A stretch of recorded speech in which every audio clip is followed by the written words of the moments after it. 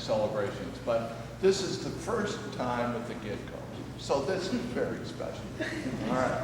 So as we gather here today, we gather to celebrate the gift of love, but I think in a larger sense, and I know that both Megan and Matt understand this totally, it is all about all the people who bring you to love. All those people who are always there for you in the course of your life, and then at a special moment come to celebrate the gift that they gave that now you give and share to someone else.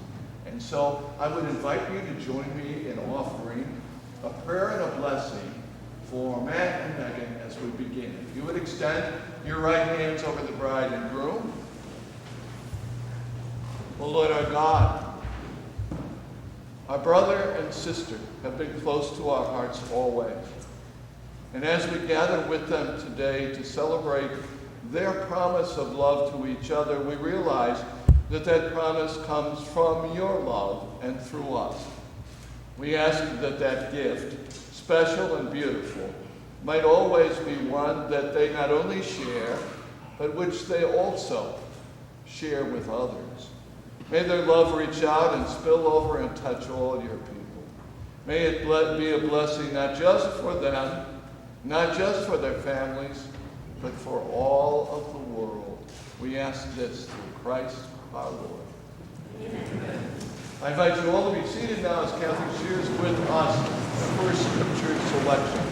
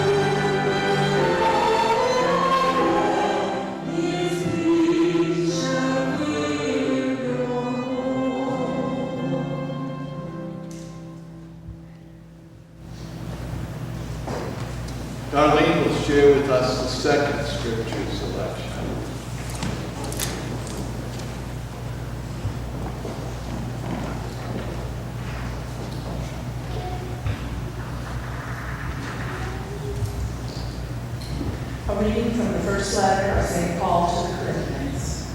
Brothers and sisters, strive eagerly for the greatest spiritual gifts. But I shall show you still a more excellent way. If I speak in human and angelic tongues, but do not have love, I am a resounding gong or a clashing cymbal.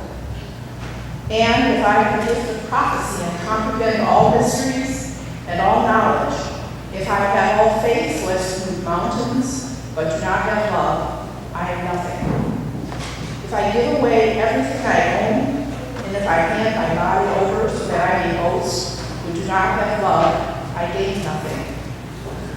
Love is patient. Love is kind. It is not jealous. It is not pompous. It is not inflated. It is not rude. It does not seek its own interests. It is not quick-tempered. It does not brood over injury. It does not rejoice over wrongdoing, but rejoices with the truth.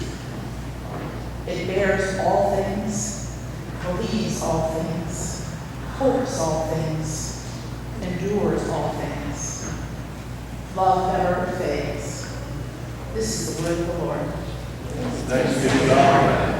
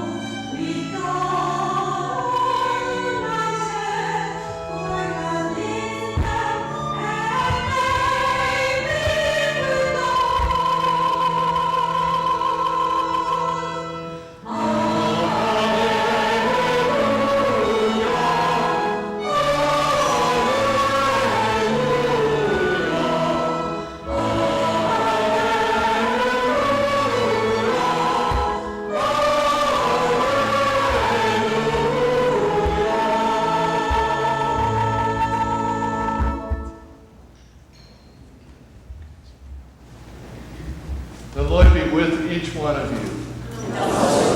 This is a selection from the good news of the Lord Jesus Christ according to John.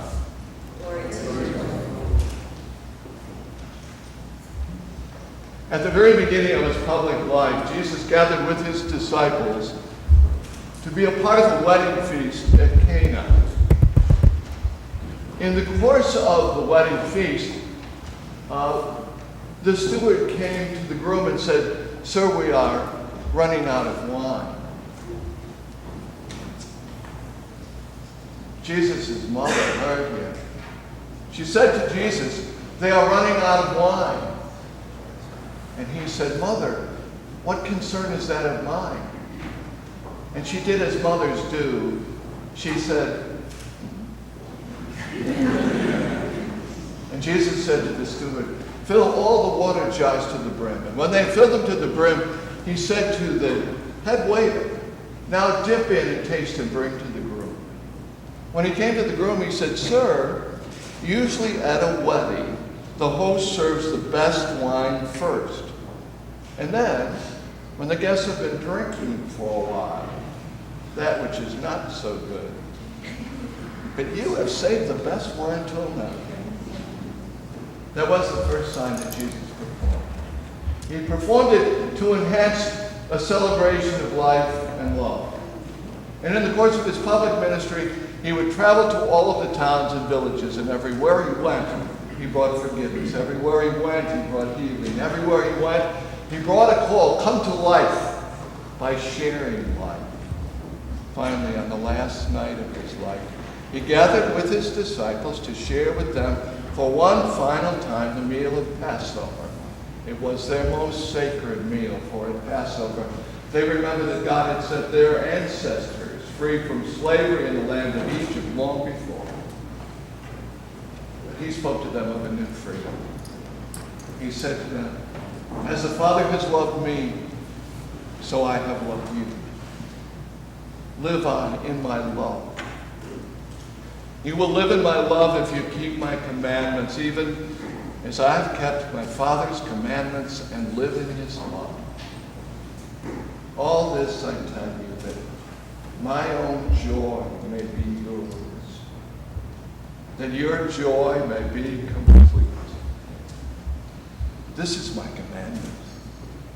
Love one another as I have loved you." A person can have no greater love than this, that they give up their life for their friends. You are my friends. I do not call you servants. A servant does not know his master's business. I call you friends because I have made known to you everything that I have learned from my Father. You did not choose me, no. I chose you. And I commission you. Go out and show your love. And then the Father will give you anything that you ask in my name. What I command you is to love one another. The good news of the Lord Jesus Christ. Praise the Lord. Now you may all be seated.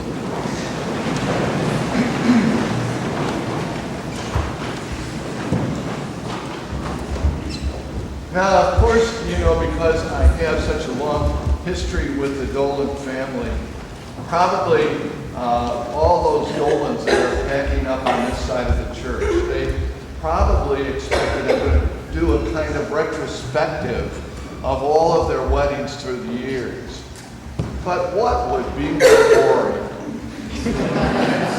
No, I think that instead we are going to think about something that I really discovered last night from Nate. I asked the groomsmen, as I sometimes do, to tell me some stories about Matt, because of course I didn't know him when he was growing up. I didn't know him when he was in college. So I asked Nate if he would kind of fill in the blanks, and he did. He did. So, in fact, we were at the rehearsal dinner, and Nate comes over to me and he says, "Well, I thought of two stories that are really good ones." And he said, "Well, the one, I don't know if you could tell this one in church." And he was certainly right. I can't. And of course, the story really relates more to Nate than it does to me. But here's the thing that I learned from the story, and probably you already know this. Matt will, in truth, give you the shirt off his back. Right? Right. Okay, now the second one relates to Megan. Second one relates to Megan. And they were, I think, at a church event. And and they noticed that Megan and her girlfriends were over here, and Matt said to Nate, "She is shockingly hot." I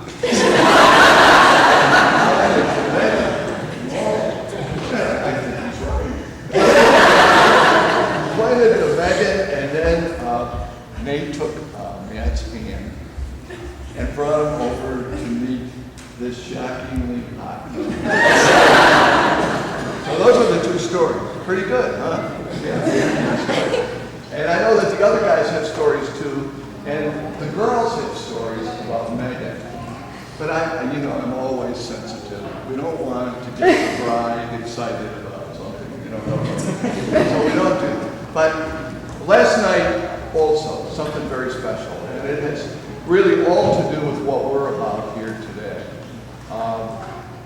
It's customary, as most everybody here knows, for the bride and groom to offer gifts to those who are in their bridal party and those who are their friends, and to their parents. And of course, Matt and Megan did that. And before they did, Matt made a little speech. And it was, I thought, just about as appropriate a speech as a groom could make at a time when he's a little bit nervous and a little bit excited. To think of this is obviously a sign that the two of you had talked about it a lot. That the two of you had realized that there was no way that you could have ever made it to this place if it wasn't for the love of all the people in your families, all the gifts that your friends gave you from their hearts, and all the presents and all the connections that made everything work so beautifully. Jesus went to a wedding feast. And you know, it's the very first miracle that's mentioned in the scriptures.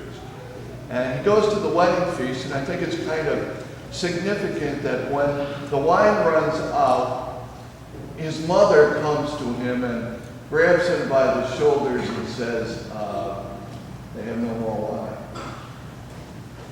It's people in our lives who remind us of what's important. It's the people that we love who show us what really matters. It's that kind of encouragement that helps every one of us to see that this is what I want to do, I want to be, I want to give. It's because someone who loves us shows us. The other day I saw a woman who has been really a friend of mine for about, 35 years, and I hadn't seen her in a long, long time.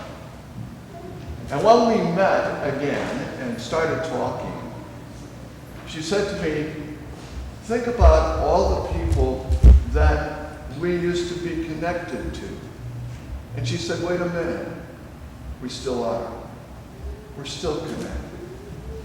And so years and times pass, but the connections of love never go away. They are always the strength. They are always